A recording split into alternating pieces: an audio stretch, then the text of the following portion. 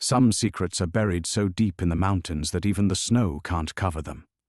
High in the Colorado Rockies, where the aspen trees whisper warnings and the air cuts like broken glass, 12-year-old Samuel Creek had been making the same journey for 6 years.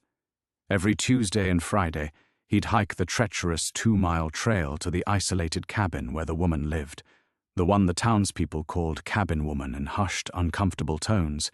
She paid him in old silver coins for groceries and firewood, never spoke more than necessary, and always kept every inch of her skin covered, even when the summer sun blazed mercilessly through the thin mountain air.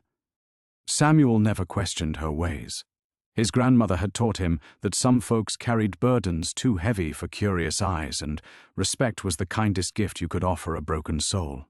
But on that storm-lashed October evening, when lightning split the sky and thunder shook the cabin walls, Samuel would see something that would shatter his childhood innocence forever.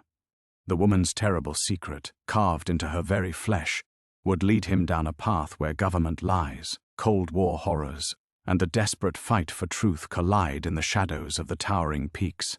What happens when a boy's simple act of kindness uncovers a conspiracy that powerful men killed to keep hidden? Before we jump back in, tell us where you're tuning in from, and if this story touches you, make sure you're subscribed because tomorrow I've saved something extra special for you.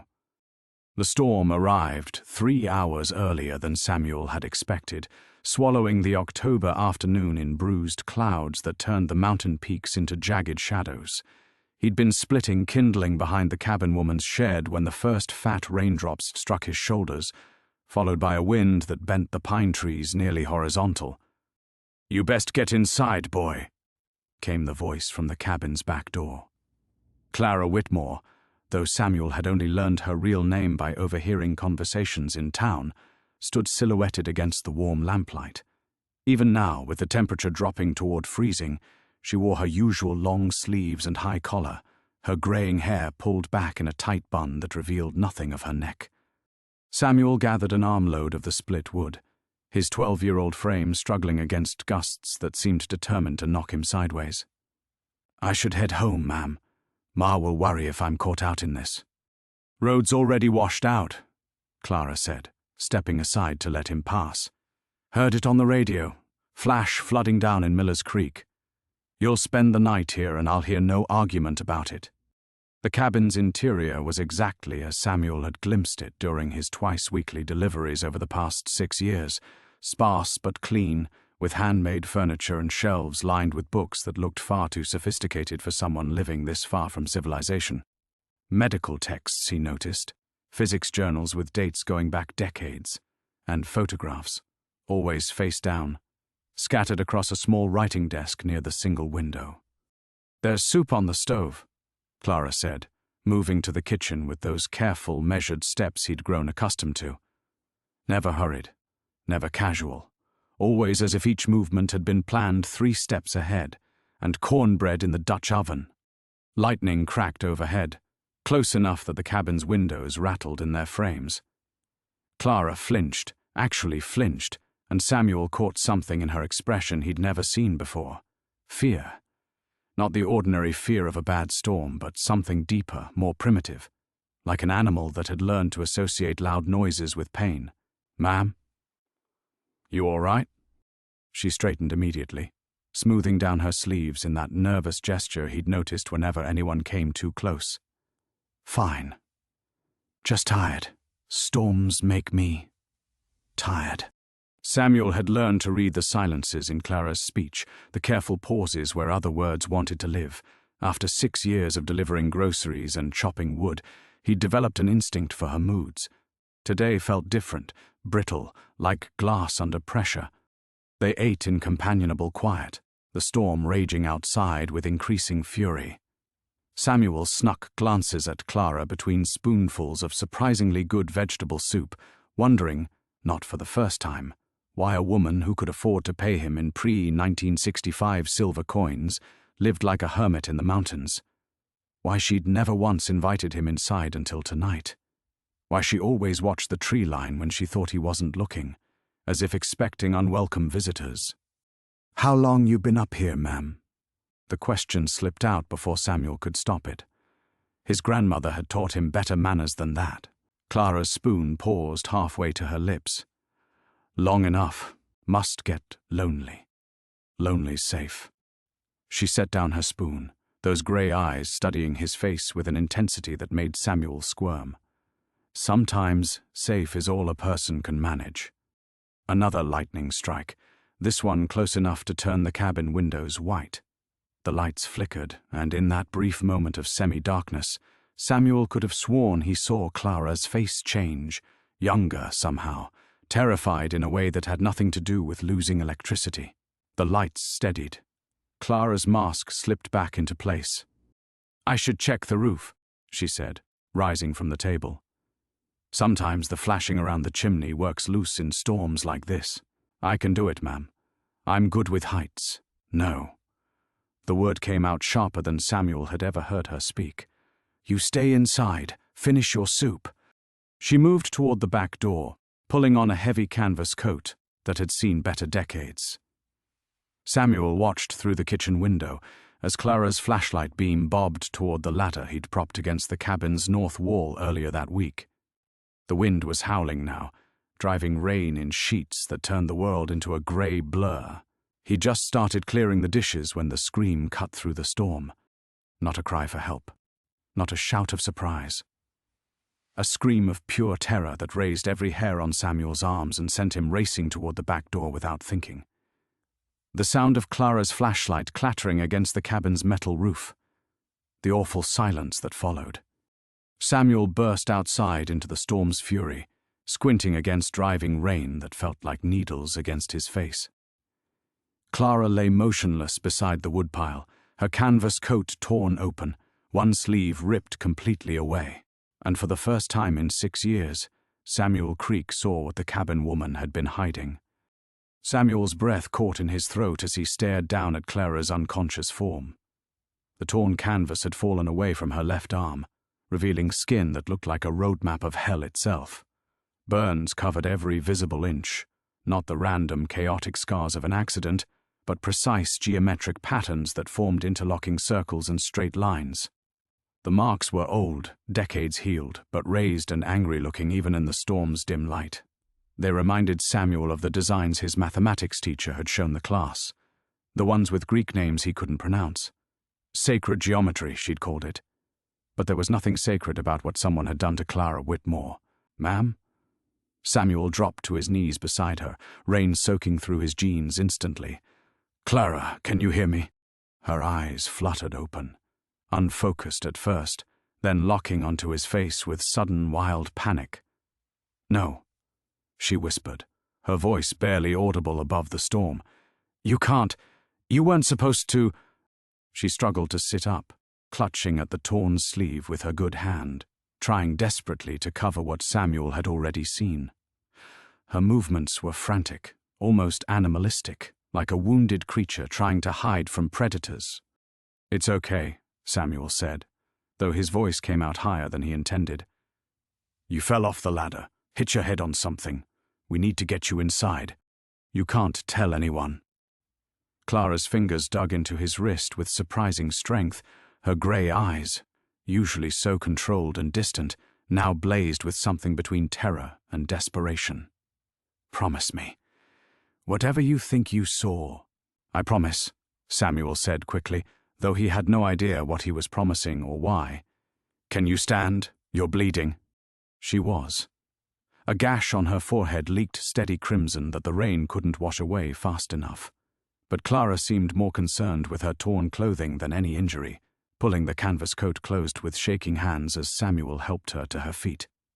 Inside the cabin, Clara immediately disappeared into what Samuel assumed was her bedroom, emerging minutes later in a different long-sleeved shirt, buttoned to the throat, despite the fact that she was clearly in pain.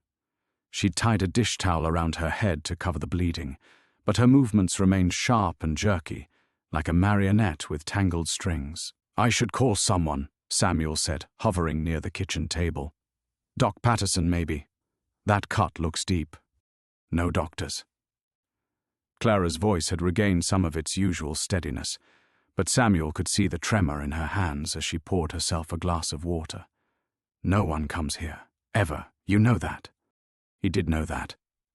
In 6 years of visits, Samuel had never seen another soul on the mountain road leading to Clara's cabin. No utility trucks, no postal service, no neighbors dropping by with casseroles. Even the grocery deliveries Samuel picked up for her in town were paid for with cash left in an envelope at Hendrickson's Market, as if Clara Whitmore was a ghost who interacted with the world only through intermediaries. What happened to you? The question escaped before Samuel could stop himself. Those marks. Someone did that to you, didn't they? Clara's water glass slipped from her fingers, shattering against the kitchen floor. She stared at the broken pieces as if they contained prophecies of doom. You're just a child. You don't understand what you're asking. I'm 12, Samuel said, stung by the dismissal. I understand plenty. No. Clara looked up at him then, and Samuel saw something in her expression that made his stomach clench. Pity. You understand nothing about what people can do to each other when they have the right excuses, when they call it science or progress or national security, when they make you believe you're helping your country. She knelt to pick up the glass fragments, moving carefully, methodically. Samuel noticed how she kept her sleeves pulled down even now, covering whatever other horrors lay beneath the fabric. The men who did this, Clara continued, her voice barely above a whisper, they had clipboards and degrees and government credentials. They wore white coats and American flag pins. They looked respectable, normal. That's what makes them dangerous. Not that they were monsters, but that they looked exactly like the people you're supposed to trust. Samuel felt something cold settle in his chest that had nothing to do with the storm outside. Where are they now? Clara's laugh held no humor. Some are dead. Some are probably grandfathers bouncing babies on their knees, telling war stories at VFW halls. And some... She stood, depositing the glass shards in a paper bag with the same careful precision she brought to every task. Some are still out there, making sure their secrets stay buried. Lightning illuminated the cabin windows again, and Clara's hands stilled on the bag. In that frozen moment, Samuel understood something fundamental about the woman who had been part of his routine for 6 years. She wasn't hiding from the world by choice. She was hiding from something that was still hunting her.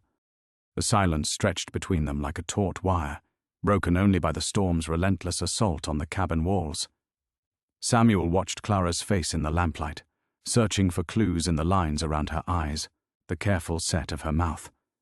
6 years of twice-weekly visits, and he was only now realizing he'd been looking at a stranger. Still hunting her, he repeated, the words barely a whisper. Clara's head snapped up. I didn't say that. You didn't have to. Samuel surprised himself with his boldness, but something had shifted in the cabin's atmosphere. The old boundaries between the polite mountain boy and the reclusive woman had crumbled the moment he'd seen those scars. That's why you pay me in old coins, isn't it? So there's no paper trail, no bank records. That's why you never go to town yourself, why you always watch the road when I'm here. Clara moved to the window, peering through the rain-streaked glass at the darkness beyond.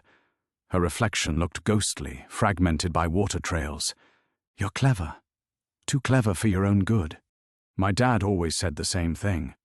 Samuel's father had died in a logging accident when Samuel was 7, but his voice still echoed in quiet moments like this.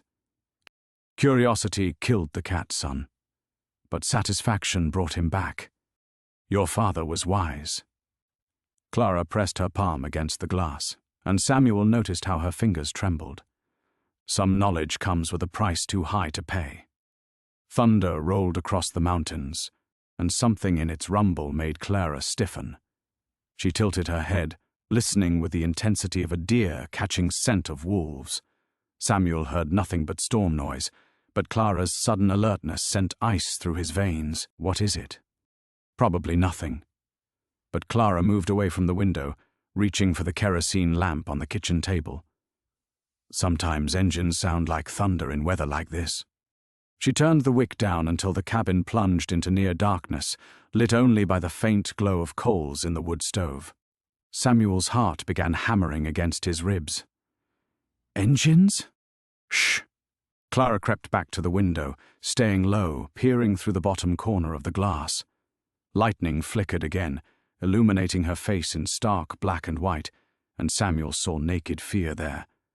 The same expression he'd glimpsed when she'd first awakened beside the woodpile. Minutes crawled by. Samuel counted his heartbeats, trying to calm his breathing the way his grandmother had taught him during thunderstorms when he was small. In for 4, hold for 4, out for 4. But his chest felt too tight, and the cabin's familiar warmth had turned suffocating. "Clara." He kept his voice barely above a breath. She held up one finger, still watching the road. The storm was beginning to weaken, rain settling from driving sheets into steady downpour. In the relative quiet, Samuel caught something that made his blood freeze. The low growl of a vehicle engine, fighting its way up the mountain road. Clara's shoulders sagged as if she'd been holding them rigid for 30 years, and finally lost the strength to continue. "They found me." "Who found you?" "Go to the back bedroom." Clara's voice had gone flat, emotionless. "Under the bed, there's a loose floorboard. Lift it. You'll find a metal box." Samuel didn't move. "I don't understand." "The box contains documents, photographs, names." Clara turned from the window, and in the dim light her face looked ancient, carved from stone. "If something happens to me tonight, you take that box to the FBI field office in Denver, not the local sheriff, not the state police, federal agents only, and even then be careful who you trust. Nothing's going to happen to you." But Samuel's voice cracked on the words. The engine sound was growing closer, accompanied now by the splash of tires through standing water. Headlight beams swept across the trees beyond the cabin, still distant but approaching with grim inevitability.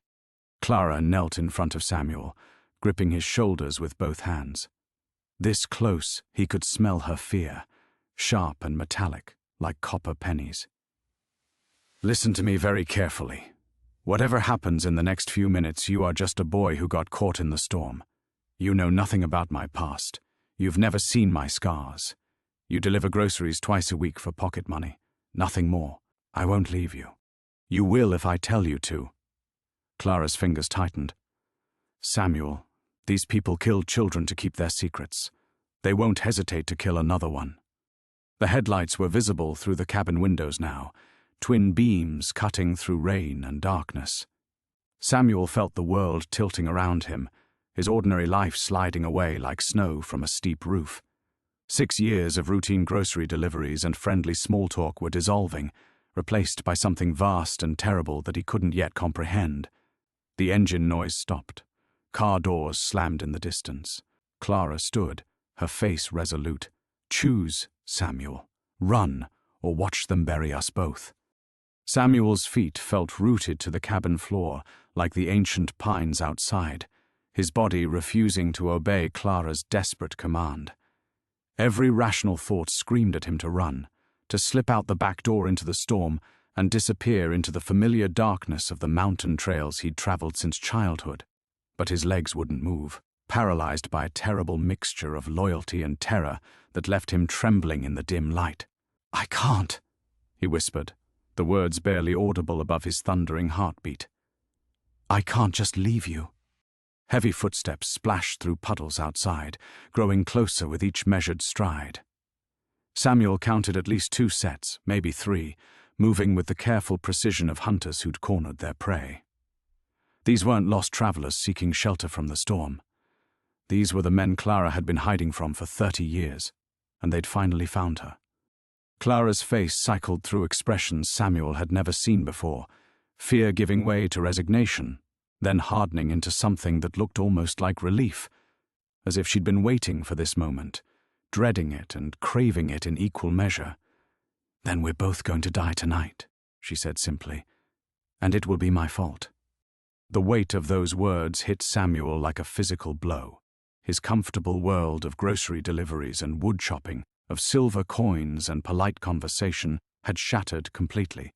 In its place stood a reality where children died to protect government secrets, where good people lived in hiding for decades, where men in official badges could make entire lives disappear without consequence. What did you do? The question tore from his throat before he could stop it. What did you do that was so terrible they'd hunt you for 30 years? Clara's laugh was bitter as winter wind. I survived. That was my crime, Samuel. I lived when I was supposed to die quietly in some hospital bed, and I remembered things they needed me to forget.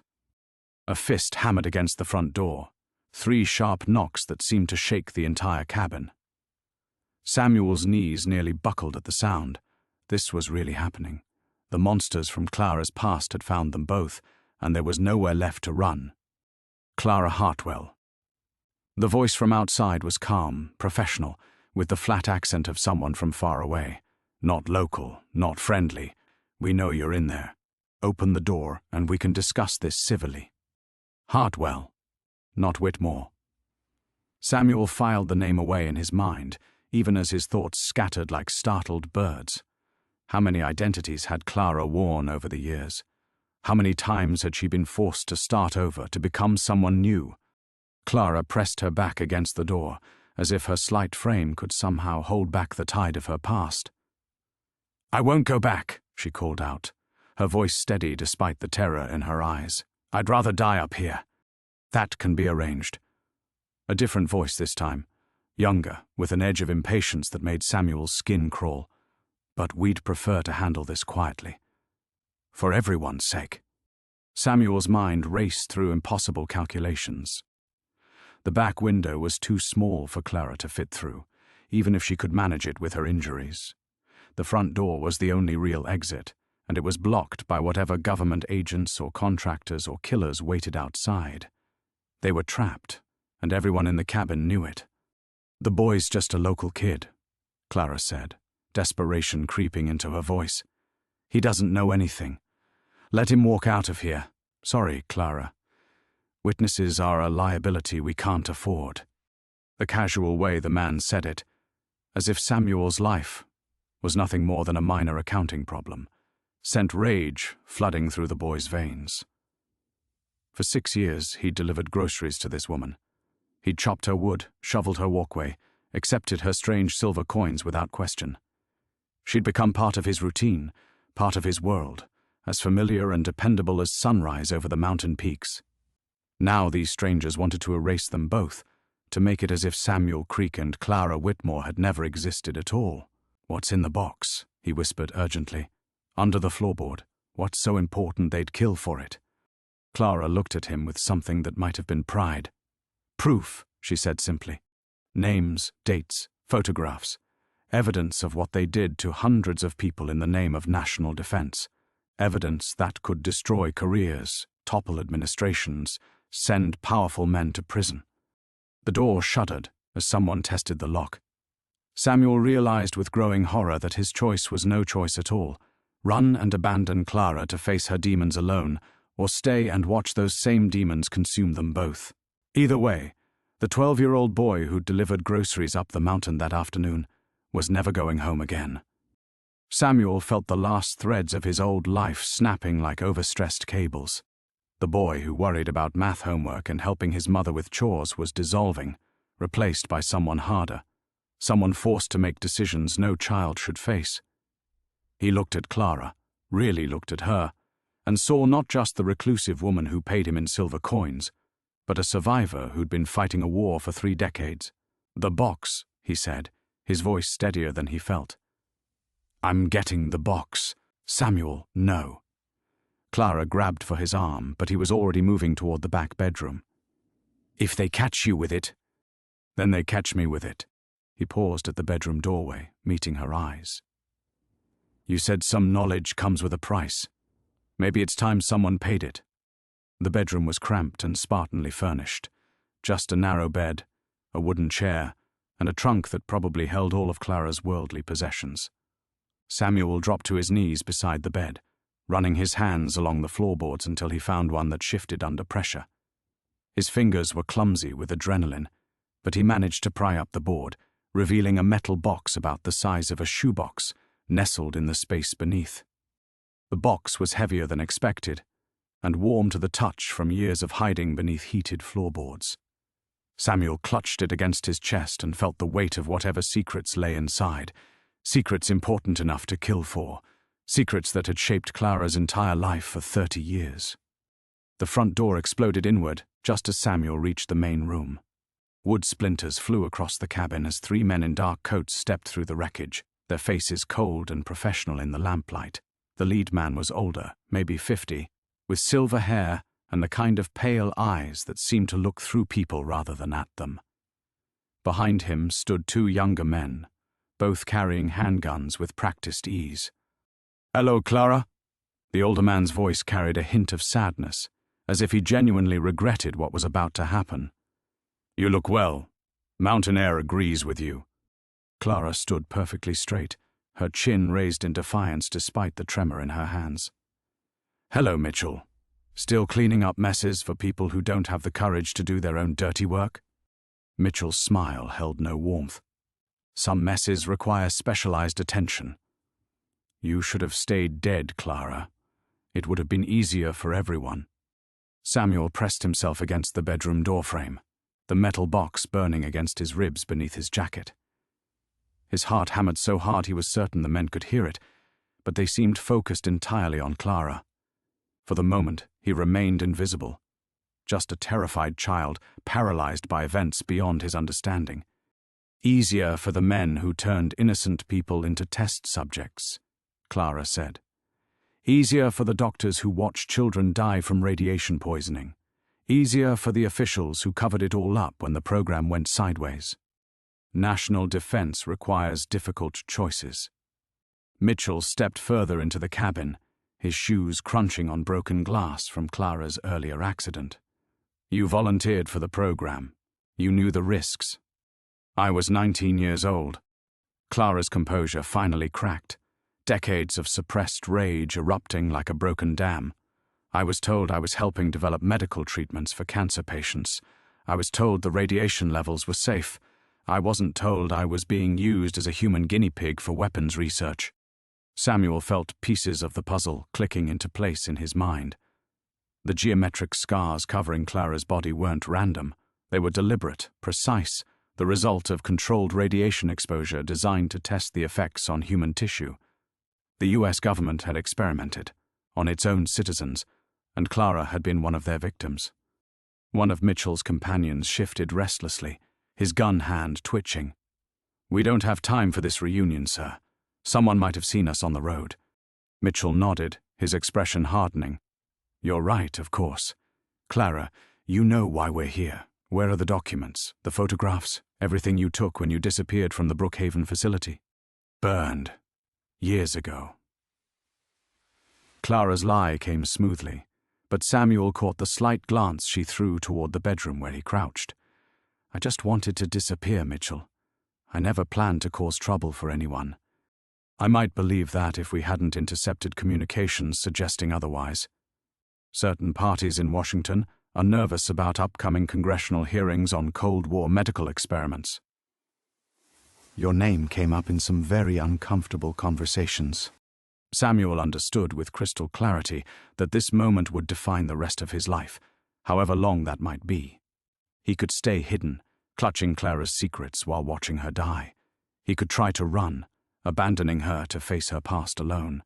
Or he could step into the light and accept whatever came next. The 12-year-old grocery delivery boy was already gone. Samuel Creek, keeper of government secrets and protector of the innocent, stepped out of the shadows. "She's not lying about the documents," Samuel said, his voice cutting through the cabin's tension like a blade through silk. The metal box felt impossibly heavy in his arms as he stepped fully into the lamplight, meeting Mitchell's pale eyes without flinching. "Because I have them." The silence that followed stretched taut as a bowstring. Mitchell's companions swung their weapons toward Samuel with mechanical precision, but the older man held up a restraining hand, studying the boy with newfound interest. "Well," Mitchell said softly, "this is an unexpected development." Clara's face went ashen. "Samuel, no. Put it back. Tell them you were lying." "I can't do that." Samuel's grip tightened on the box, his knuckles white against the dark metal. 6 years I've been coming up here, Clara. 6 years you've been paying me in coins so old they don't even make them anymore. I always wondered why a woman who lives alone on a mountain has money from the 1950s. Mitchell took a step closer, and Samuel caught the scent of expensive cologne mixed with gun oil. That's very observant of you, son. What's your name? Samuel Creek. The words came out steadier than he felt. My mom runs the grocery store in Pine Ridge. I deliver to the remote cabins twice a week. And you just happened to find Clara's insurance policy. Samuel's mind raced, trying to navigate the deadly currents swirling around him. These men had come here to kill Clara and eliminate any witnesses, but his unexpected possession of the documents had shifted the balance. He was no longer just collateral damage. He was a player in their deadly game, whether he wanted to be or not. She told me where to find it, Samuel lied smoothly. Said if anything ever happened to her, I should take the box to the FBI in Denver. Federal agents only, nobody local. Mitchell's eyebrows rose slightly. Did she now? And what did she promise you in return for this service? Nothing. Samuel met the man's gaze steadily. Some things you do because they're right, not because you get paid for them. One of the younger agents snorted. Philosophical kid. That's going to get him killed. Perhaps. Mitchell circled slowly around Samuel, like a predator evaluating prey. Tell me, Samuel Creek of Pine Ridge, do you understand what you're holding in that box?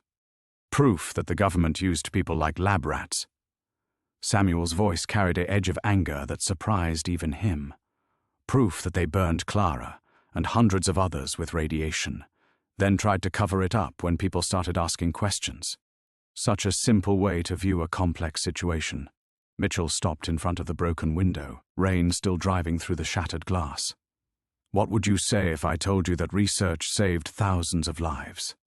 That understanding radiation exposure helped us treat cancer, helped our soldiers survive nuclear warfare, helped protect American citizens from foreign threats? I'd say you could have asked for volunteers instead of lying to people. Mitchell laughed, a sound like winter wind through bare branches. Volunteers? For potentially lethal experiments? You have a touching faith in human altruism, boy. Samuel felt something hardening in his chest, a core of steel he hadn't known he possessed. Maybe people would surprise you. Maybe if you told the truth, some would have volunteered anyway, for their families, for their country, for the future. And maybe they would have run screaming, and critical research would have been delayed by decades while our enemies gained ground. Mitchell's voice turned cold. I've spent 30 years cleaning up the loose ends of that program, Samuel. I've buried evidence, silenced witnesses, eliminated threats to national security. Clara was supposed to die in 1962, but she had the poor judgment to survive her treatments and the even worse judgment to steal classified materials when she escaped. Clara spoke from her position by the ruined door, her voice hollow. I took photographs of the other subjects, before they died. Before you burned their bodies and told their families they died of natural causes, I took records showing who authorized the experiments, who covered them up, who profited from the research. Ancient history, Mitchell said dismissively. Everyone involved is dead or retired. The program ended decades ago. The families aren't dead. Samuel surprised himself with his boldness. The children of the people you killed aren't dead. They deserve to know what happened to their parents. Mitchell studied Samuel with renewed interest, and something in his expression made the boy's blood run cold. You know, Clara, I think your young friend here might be even more dangerous than you are. Idealistic children have a way of growing into troublesome adults. The implicit threat hung in the air like smoke. Samuel realized with crystal clarity that his decision to reveal the box had changed everything. He was no longer an innocent bystander to be eliminated as an afterthought. He was now a primary target. Someone who possessed knowledge that powerful people would kill to protect. But looking at Clara, seeing the decades of fear and isolation etched in the lines of her face, Samuel knew he'd made the only choice he could live with, assuming he lived at all. The silence stretched between them like a taut wire, vibrating with unspoken threats and desperate calculations. Samuel's fingers had gone numb from gripping the metal box, but he couldn't make himself loosen his hold. The weight of 30 years' worth of secrets pressed against his ribs, and he wondered if this was how Atlas felt, crushed beneath a burden too heavy to bear, too important to set down. Mitchell's pale eyes never left Samuel's face, and the boy had the unsettling sensation of being dissected by that clinical gaze. "You've put us in quite the predicament, young Mr. Creek. We came here expecting a simple cleanup operation, and instead we find ourselves negotiating with a 12-year-old philosopher." "I'm not negotiating," Samuel said, though his voice betrayed the tremor he couldn't quite suppress. "I'm just telling you how it's going to be." The younger agent with the twitchy gun hand let out a harsh laugh. "Kid's got balls, I'll give him that. Too bad brains don't come with the package." Clara shifted against the doorframe, and Samuel caught the barely perceptible shake of her head, a warning he chose to ignore. She'd spent 3 decades running from these men, hiding in progressively more remote places, paying for her survival with isolation and fear. The woman who should have been building a life, raising children, pursuing dreams, had instead been reduced to existing in the shadows, like some legendary creature the locals whispered about but never quite believed. "You want to know what's going to happen?" Samuel's voice gained strength as righteous anger overrode his terror. "I'm walking out of here with this box. Tomorrow morning, I'm driving down to Denver with my mom, and we're going straight to the FBI field office. Not the local sheriff. Not some government liaison. Real federal agents who take oaths to protect people instead of covering up crimes." Mitchell's expression remained maddeningly calm. "And what makes you think we'll simply allow that?" "Because you're not stupid." Samuel surprised himself with the steadiness of his reply. "You said it yourself. I'm just a local kid. I've got a mother who knows exactly where I am tonight, neighbors who've watched me grow up, teachers who'll notice if I don't show up to school Monday. You can make Clara disappear without anyone asking questions, but not some anonymous test subject you can erase from the records." One of the agents murmured something to Mitchell, too low for Samuel to catch, but the older man's jaw tightened almost imperceptibly. Samuel pressed his advantage, even as part of his mind screamed warnings about poking apex predators with sticks. "Plus, you don't actually know what I've already told people. For all you know, half of Pine Ridge knows about Clara's scars and the radiation burns and the government conspiracy. You kill me, and instead of containing the story, you've just confirmed it for everyone who might have doubted." It was a bluff, a desperate all-or-nothing gamble built on pure bravado, but Samuel sold it with every ounce of conviction he could muster. He thought about his mother, probably pacing the store's back room and glancing at the clock, wondering why her son was so late returning from what should have been a routine delivery. He thought about Mr. Peterson, who'd trusted Samuel with extra responsibility and better pay because the boy had proven reliable. All the ordinary people living ordinary lives, unaware that government agents were debating whether to murder a child to protect secrets older than Samuel himself. "You're playing a very dangerous game," Mitchell said quietly, "one with stakes you don't fully understand." "I understand enough." Samuel met Clara's eyes across the cabin and saw something there he'd never witnessed before, not fear or resignation, but a flickering ember of hope. "I understand that Clara's been paying for other people's crimes her whole life. I understand that families deserve to know what really happened to their loved ones. And I understand that some things are worth fighting for, even when you're scared." The admission of fear was deliberate, calculated to remind these men that he was still just a child, dangerous enough to be taken seriously, but young enough that his elimination would raise uncomfortable questions. Samuel watched Mitchell process this information, weighing options and consequences with the cold efficiency of a man who'd made similar calculations countless times before. "There are other ways to handle this," Mitchell said finally. "Accidents happen in these mountains. Storms, rock slides, wild animals. A boy could easily get lost hiking back to town in weather like this." "They could," Samuel agreed. "But this boy's not hiking anywhere. He's staying right here until morning, then riding down the mountain with evidence that's going to burn your whole operation to the ground." The temperature in the cabin seemed to drop 10 degrees as Mitchell's facade of paternal concern finally cracked. revealing the predator beneath. Samuel realized he'd just crossed a line from which there would be no retreat, for any of them. The predator lunged. Mitchell's hand moved with practiced speed, drawing a sleek pistol from beneath his coat. Samuel's world compressed to a single moment of crystalline terror as the barrel swung toward him, time stretching like taffy in his perception. He could see every detail with supernatural clarity. The worn grip wrapped around Mitchell's fingers, the small scratch along the gun's barrel, the man's pale eyes narrowed with lethal intent.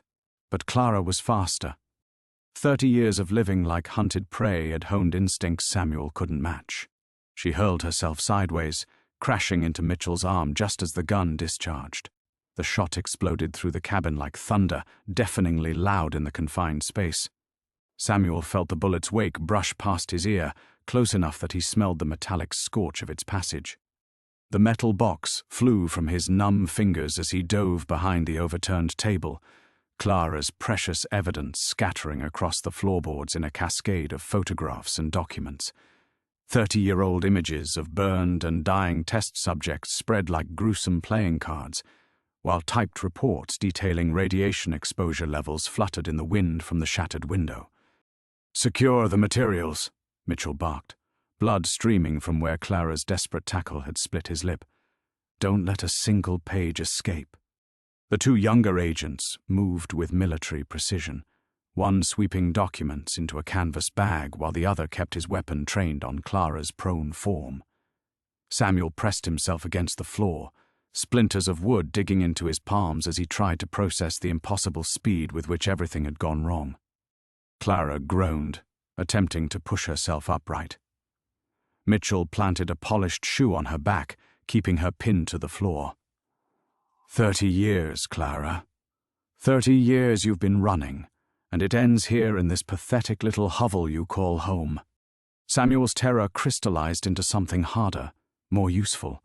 Pure rage burned through his nervous system like liquid fire, driving him to his feet despite every survival instinct screaming at him to stay hidden.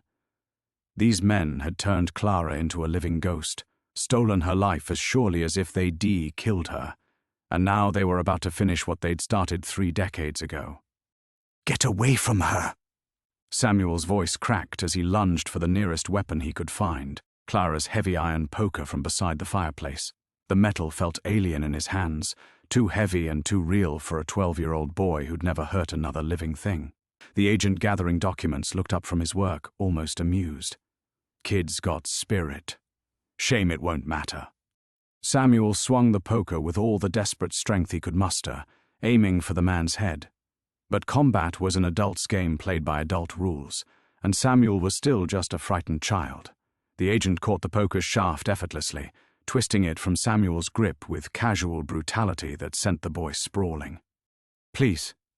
Clara's voice emerged muffled from her position on the floor, pinned beneath Mitchell's weight. "He's just a child. He doesn't know anything beyond what happened tonight. Let him walk away." Walk away to what? Mitchell's tone carried a note of philosophical curiosity. A lifetime of wondering what happened to the nice lady who paid him in old coins?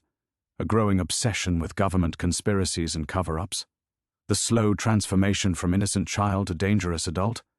Samuel tasted blood where he'd bitten his tongue during the fall. His entire body ached from hitting the floor, but physical pain was nothing compared to the crushing weight of helplessness that threatened to overwhelm him. Everything Clara had suffered, the experiments, the burns, the decades of exile, had been leading to this moment. Her last hope for justice was about to die alongside them both. But as Samuel lay gasping on the rough wooden floor, his gaze fell upon something the agents had missed in their hurried collection efforts. A single photograph had slid beneath the old wood stove, its corner barely visible in the shadows. The image showed a young woman, barely more than a girl, strapped to a medical table while men in white coats positioned radiation equipment around her prone form. Even in the faded black and white, her terror was unmistakable. Clara's eyes at 19, wide with the realization that the doctors she'd trusted were going to burn her alive in the name of science. Samuel's rage transformed into something colder, more focused. These men had stolen Clara's future, But they wouldn't steal her past. The evidence of their crimes wouldn't die with them in this forgotten cabin. Moving with careful deliberation, Samuel began inching toward the hidden photograph. The agents were focused on Mitchell's interrogation of Clara, confident that a beaten 12-year-old posed no further threat. They couldn't have known they were dealing with someone who'd spent 6 years learning every shadow and hiding place these mountains offered. The real ordeal was just beginning. His fingertips had barely brushed the photograph's edge when the floorboard beneath him groaned, a sound that cut through the cabin's tension like a scream. The agent nearest the stove spun toward the noise, his weapon tracking Samuel's movement with predatory precision. "What the hell do you think you're doing?" Samuel's heart hammered against his ribs as he realized his careful approach had been for nothing. The old cabin that had sheltered Clara for 6 years had just betrayed them both with a single creaking board. He watched helplessly as the agent crouched down, peering into the shadows beneath the stove. "Well, well, what do we have here?" The man's fingers closed around the photograph, pulling it into the light. His expression shifted as he studied the image, recognizing its significance immediately. "Mitchell, you need to see this." The hope that had flickered in Samuel's chest died as he watched the last piece of evidence disappear into the agent's hands. Everything, the photographs, the documents, the records of Clara's suffering, would vanish tonight along with their lives. 30 years of hidden truth would remain hidden forever. Mitchell examined the recovered photograph with the dispassionate interest of a collector cataloguing a rare specimen. Subject 247. Clara was always photogenic, even strapped to an examination table. He glanced down at the woman still pinned beneath his foot. "I remember this session. Dr. Hartwell was particularly interested in measuring pain responses during extended exposure. You screamed for 14 minutes before losing consciousness." Clara's body shuddered against the floor, and Samuel realized she was weeping, not from physical pain but from the resurrection of memories she'd spent decades trying to bury. The clinical description of her torture hit harder than any physical blow. "You're monsters," Samuel whispered, the words torn from someplace deep in his chest. "All of you." "We're patriots," Mitchell corrected, his tone matter-of-fact. "History will vindicate our work, even if contemporary sensibilities find our methods distasteful. The research conducted in Clara's program led to breakthroughs in radiation medicine that saved thousands of lives, built on the bodies of people who never consented, built on the sacrifice of people too small-minded to understand the greater good."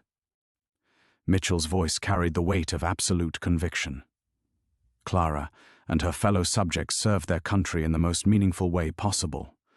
Their suffering purchased knowledge that protected American soldiers, advanced cancer treatment, and strengthened our defense against nuclear threats. Samuel struggled to his feet, ignoring the agent's weapons trained on him. "Did you tell that to their families when they died? Did you explain how meaningful their sacrifice was when you burned the bodies and falsified the death certificates?" Something flickered across Mitchell's face. Not guilt, but irritation at being questioned by a child. "National security requires difficult decisions, Samuel. Adults understand that some truths are too dangerous for public consumption." The casual dismissal hit Samuel like a physical blow. These men didn't see him as a person deserving answers or consideration. He was just another inconvenient witness to be eliminated, the same way they'd viewed Clara's fellow test subjects, the same way they'd viewed anyone who threatened their version of the greater good. "Bag secured," the document gathering agent reported, hefting the canvas sack, every scrap accounted for.